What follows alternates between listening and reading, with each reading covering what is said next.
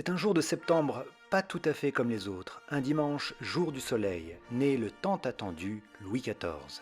Après 23 ans de mariage stérile entre Louis XIII et Anne d'Autriche, il endosse le costume de roi seulement 4 ans et demi plus tard à la mort de son père, puis sort vainqueur de 3 maladies mortelles avant ses 20 ans, renforçant le mythe d'un roi béni des dieux.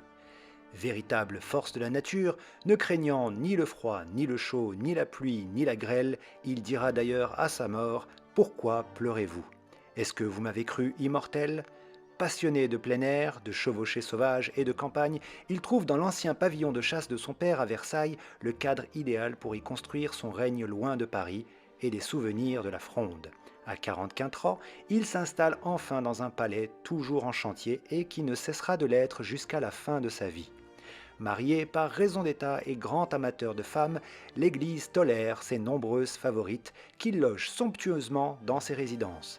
Il aura 6 enfants légitimes et une quinzaine d'autres naturels.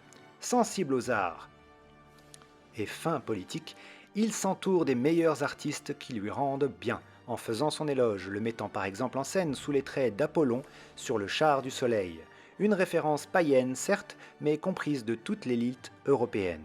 Et c'est bien cela qui compte. Louis XIV pousse à l'extrême l'incarnation de la monarchie française.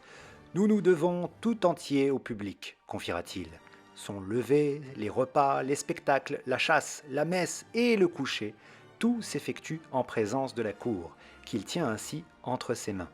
Après 72 ans de règne, le plus long de l'histoire de France, le roi est mourant. Il déclare à la cour : « Je m'en vais, mais l'État demeurera toujours. » Il s'éteindra quelques jours plus tard, laissant sa place à son jeune héritier, Louis XV. Réalisée 10 ans avant sa mort grâce à des empreintes prises directement sur son visage, cette statue de cire réaliste est aux antipodes de l'image mythique du roi. Elle donne l'image émouvante d'un homme marqué par la vieillesse. À son héritier, Louis XV, il laisse une dette de 600 millions de livres, une France au bord de la faillite certes, mais aussi un pays plus puissant que jamais. Le règne de Louis XIV a tellement marqué la France que son héritage reste toujours aussi présent 3 siècles après sa mort. La centralisation du pouvoir, les frontières du pays, l'industrie du luxe, le développement des arts et des sciences et bien sûr, un château écrin de l'art de vivre à la française, Versailles.